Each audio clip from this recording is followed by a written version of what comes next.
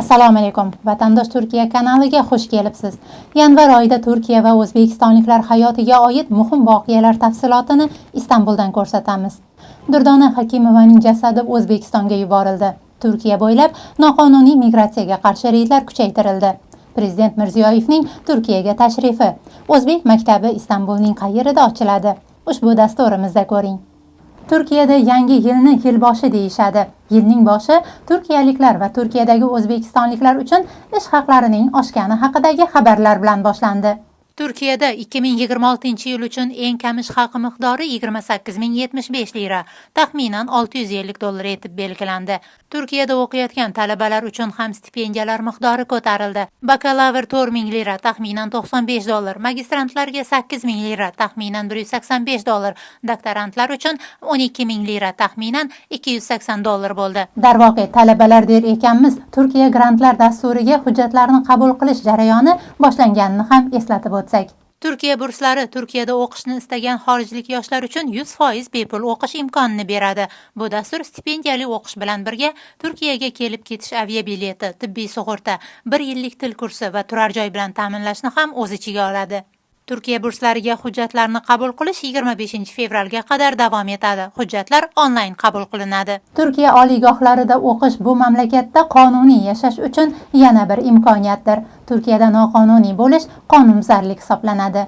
Turkiya Ichki ishlar vaziri Ali Yerlikayaning ma'lum qilishicha, 81 viloyatda 372.500 ga yaqin xorijliklarning hujjatlari tekshirilib, 478 nafar qochoq yurgan yabanchi, ya'ni noqonuniy yurgan chet elliklar ushlangan. Qonunbuzarlarga jarima va deportatsiya qo'llanilishi ma'lum qilingan. Turkiyada migratsiya qonunlarini buzib qo'lga olingan o'zbekistonliklar geri ko'ndarma markazlarida, ya'ni ortga qaytarish markazlarida, jinoyat sodir qilganlar esa hibsxonalarda saqlanmoqda.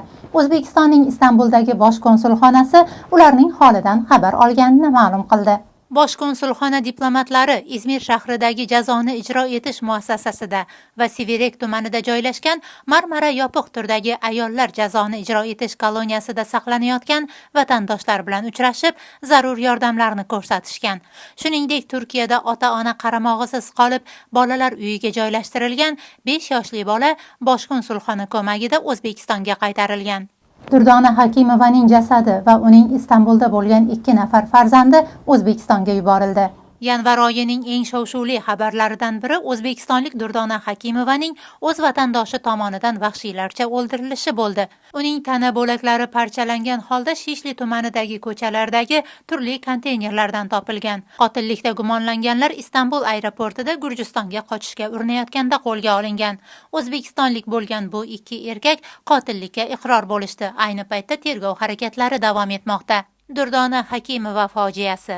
Migrant ayollar nega eng himoyasiz qatlamga aylanmoqda nomli tahliliy dasturimizni Vatandosh Turkiyaning YouTube'dagi kanalida ko'rishingiz mumkin.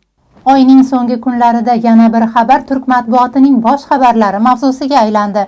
O'zbekiston prezidenti Shavkat Mirziyoyev Turkiya prezidenti Rajab Toyyib Erdo'g'anning taklifiga ko'ra rasmiy tashrif bilan Turkiyada bo'ldi.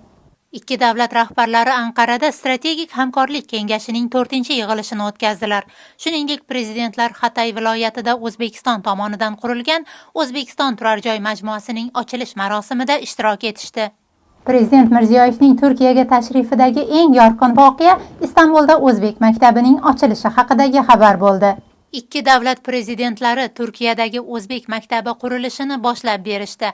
29 yanvar kuni ushbu maktab qurilishi uchun tamal toshi qo'yildi. Bu marosim O'zbek va turk tomoni rasmiylari, din vakillari, yoshlar va san'atkorlar ishtirokida tantanali ravishda o'tkazildi. O'zbekistonning Istanbuldagi bosh konsulligiga ko'ra Qur'on tilovati va qurbonlik qilingan.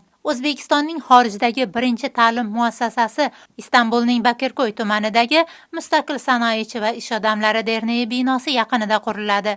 Istanbulda O'zbek maktabi qurilishini Turkiyadagi o'zbekistonliklar xayrli bo'lsin deya katta quvonch bilan qarshilashdi va bu xushxabarni bir-birlariga ulashmoqda. Siz ham Turkiya va o'zbekistonliklarga oid eng ishonchli xabarlar va muhim voqealarni bilib turish uchun bizga obuna bo'ling, yaqinlaringizga ham ulashing. Bizni ijtimoiy tarmoqlarda Vatandosh Turkiya deb toping.